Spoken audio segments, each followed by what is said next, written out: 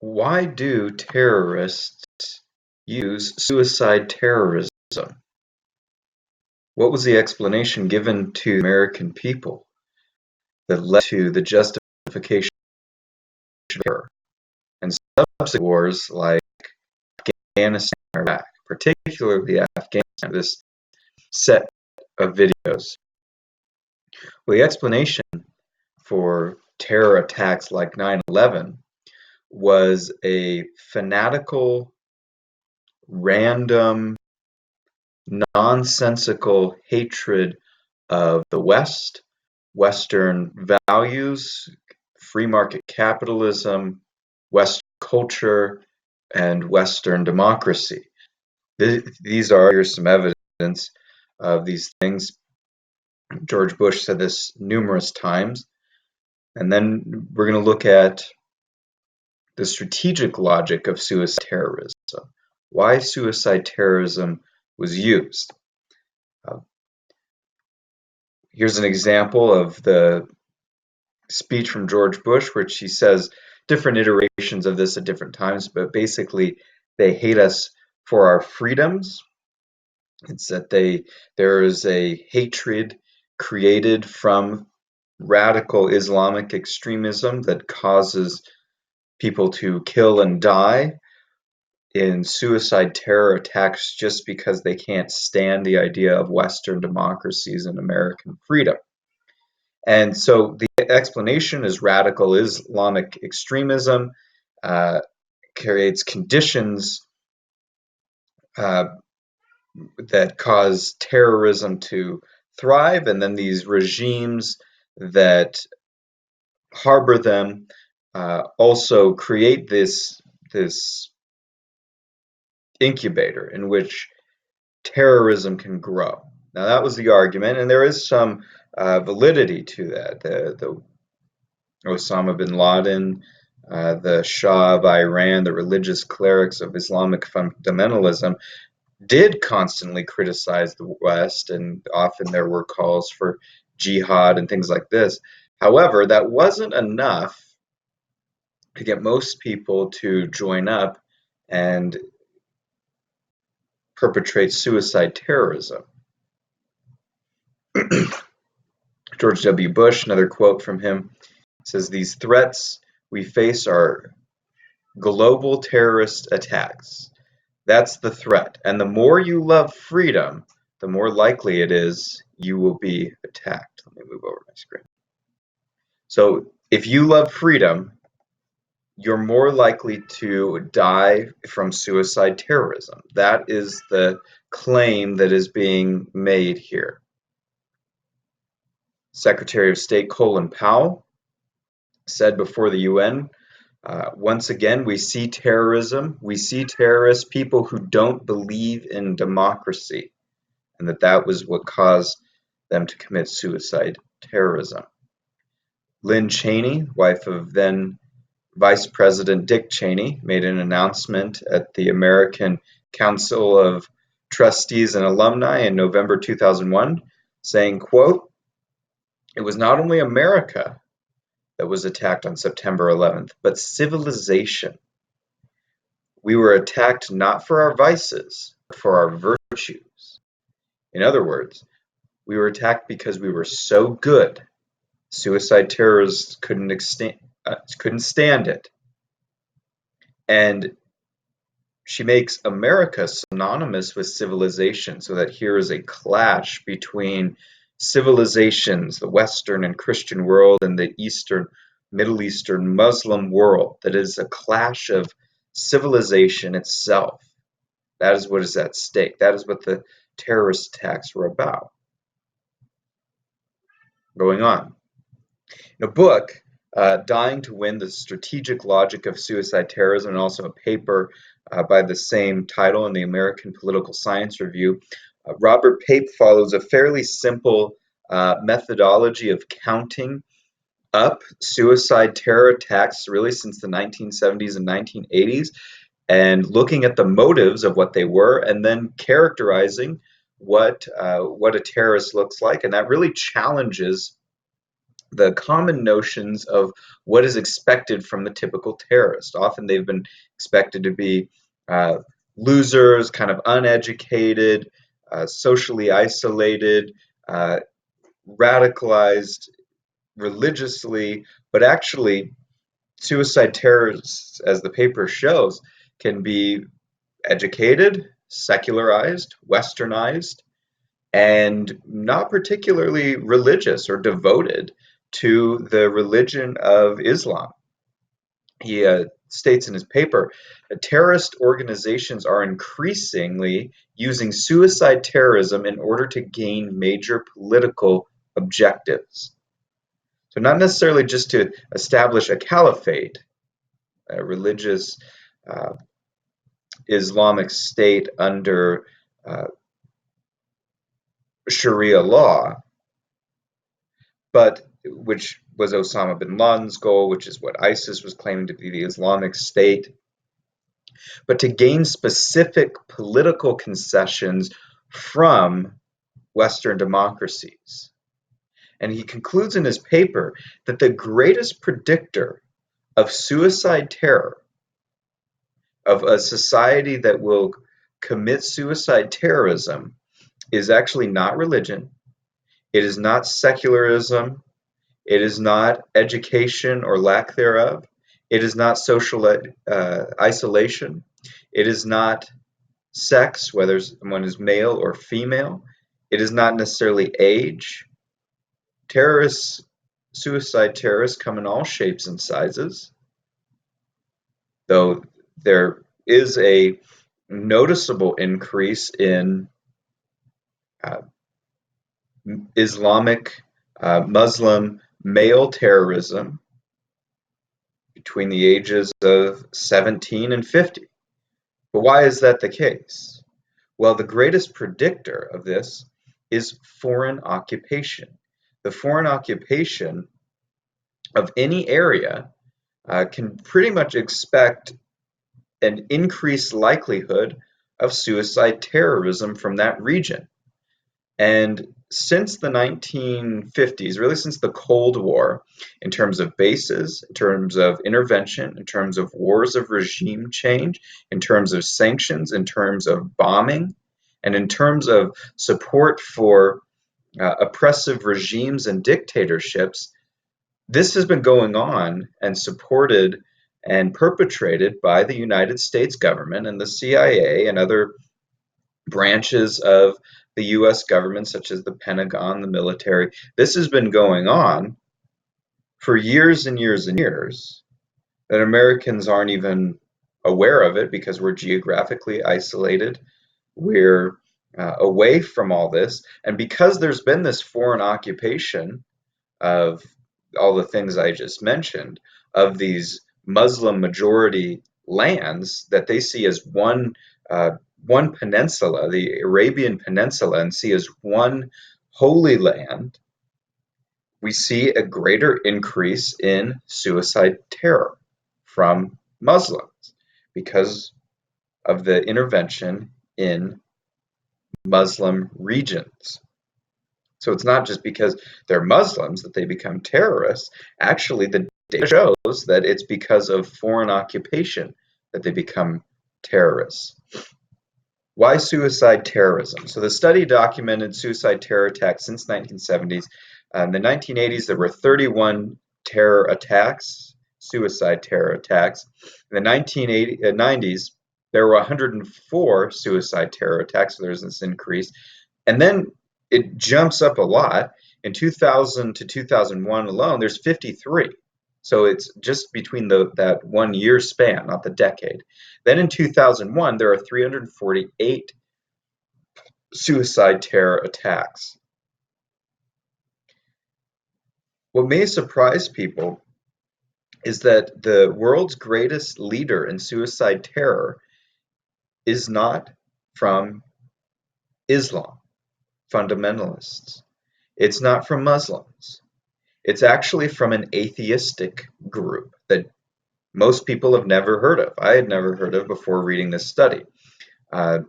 Pape writes, although religious motives may matter, Modern suicide terrorism is not limited to Islamic fundamentalism.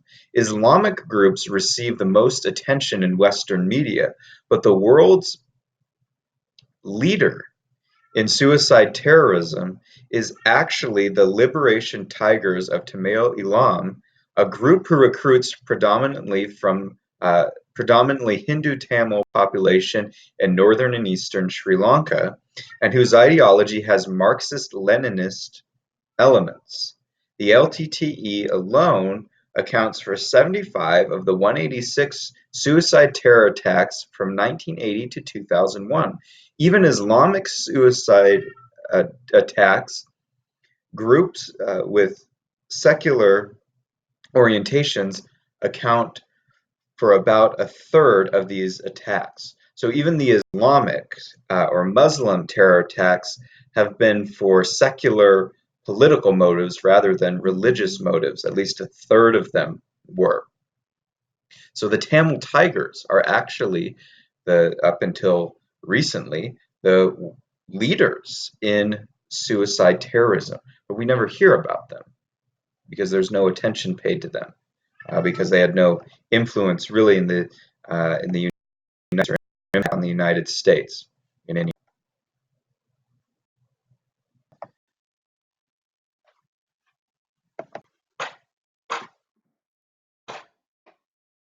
So this has already been said.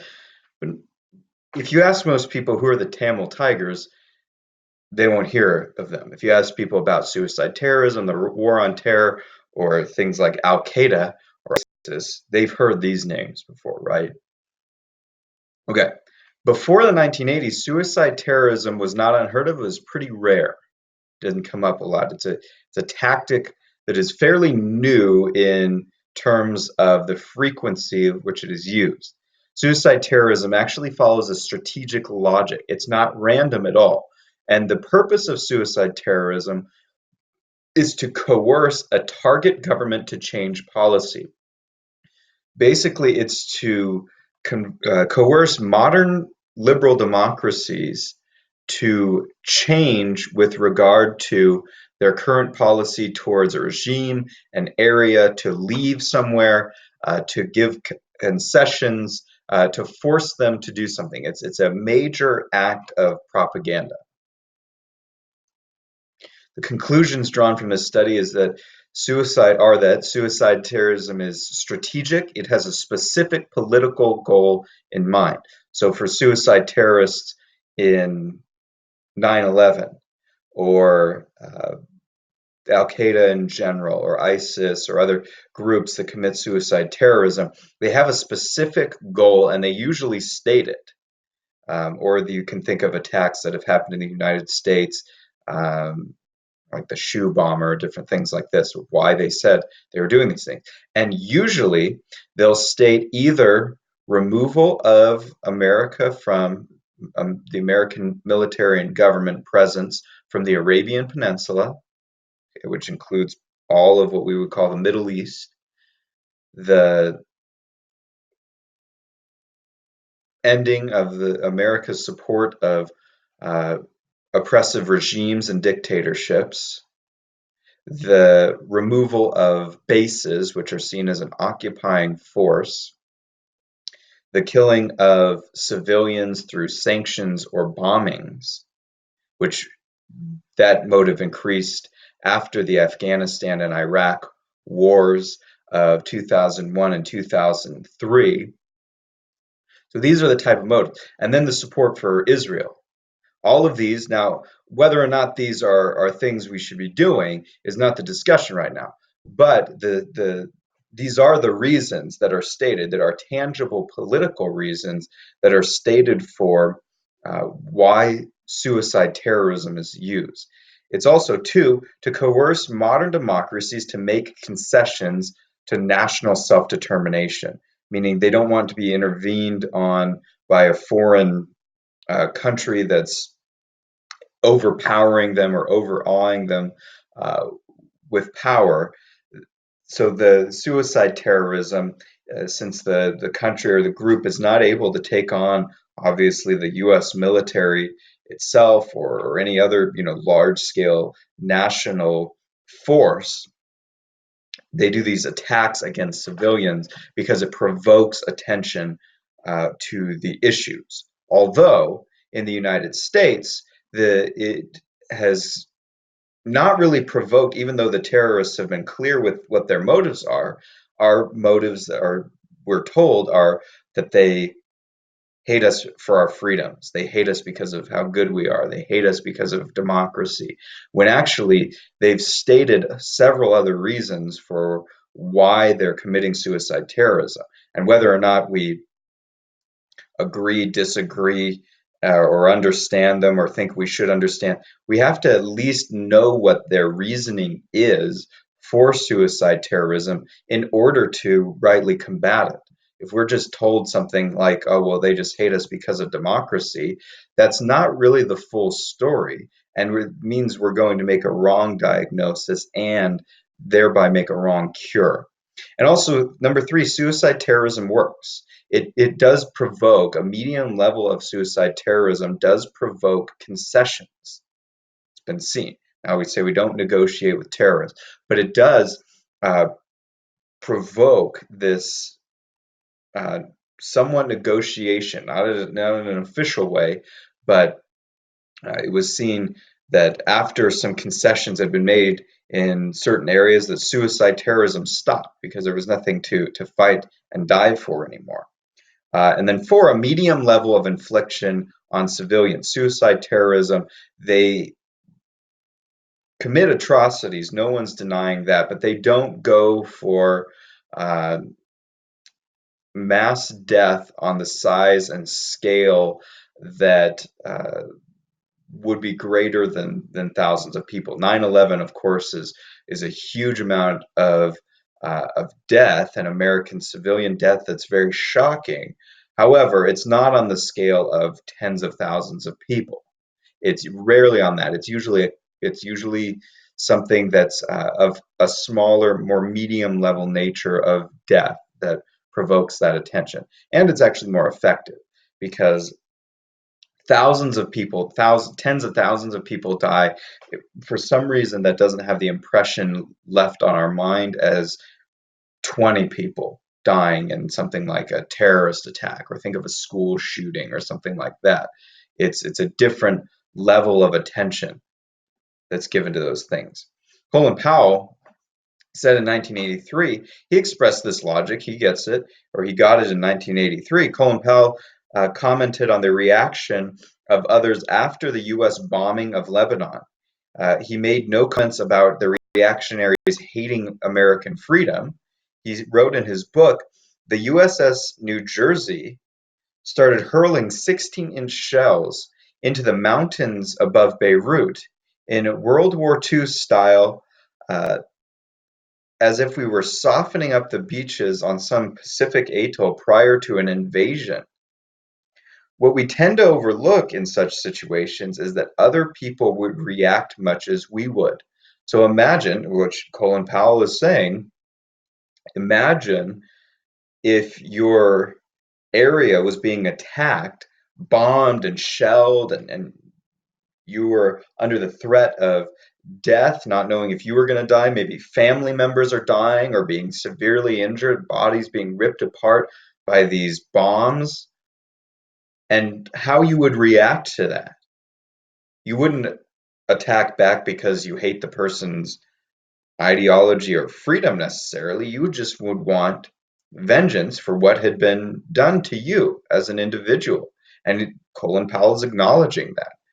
But when it came to 2001 and 9/11, his argument was they don't believe in democracy. That's why there's a suicide terror attack. It's not blowback. It's not consequences that have been leading up to this time because of interventionism in the Middle East for the past 50 years. It's they just hate freedom. They just don't get democracy.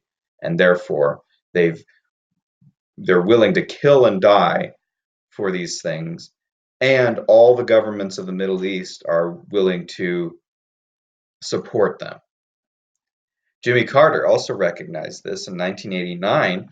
He said, we sent Marines into Lebanon and you only have to go to Lebanon, to Syria, or to Jordan to witness firsthand the intense hatred among many people for the United States because we bombed and shelled and unmercifully killed totally innocent villagers, women and children, and farmers and housewives in those villages around Beirut.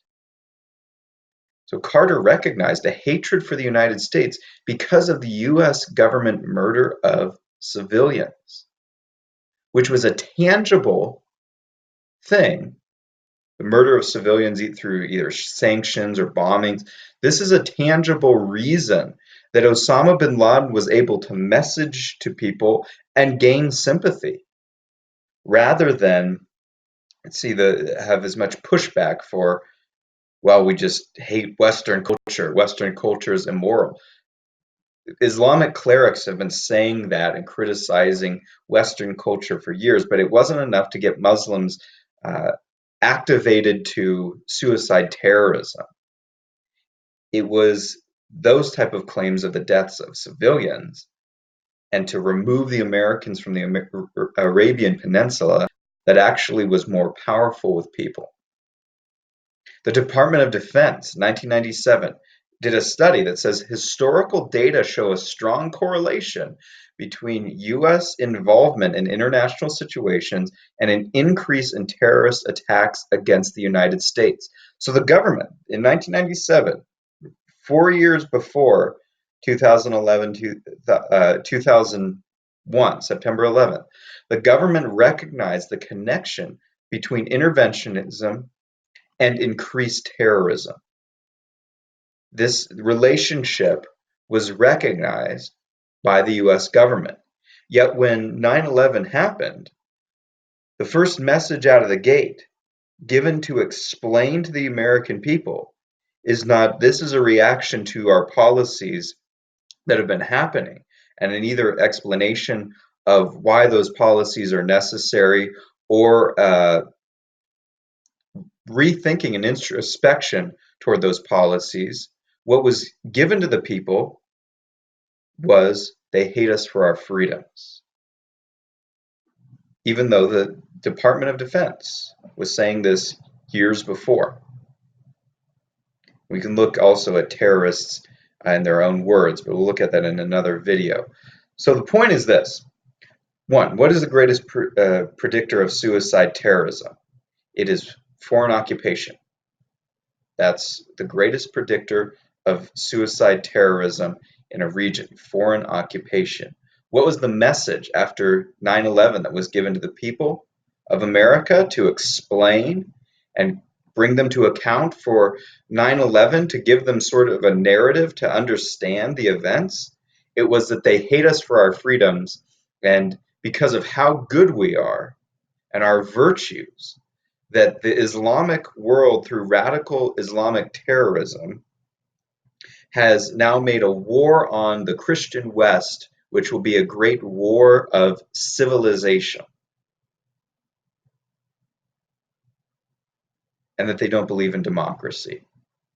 When in actuality, the reason leading up to 9/11 and leading up to terrorism was decades of US government, CIA, Pentagon, and military intervention in the Middle East, of which most Americans are totally unaware, and then have no explanation, no framework to understand when 9/11 does take place. To have the right cure, you first have to have the right diagnosis. So to understand the war on terror and the Afghanistan war, you have to understand the background of where suicide terrorism actually comes from. And we have to look those realities in the face. Whether we decide that it is worth it to continue those policies, even if that is the result, or whether we want to re-examine the philosophy and the results of interventionism in foreign governments and foreign countries around the world.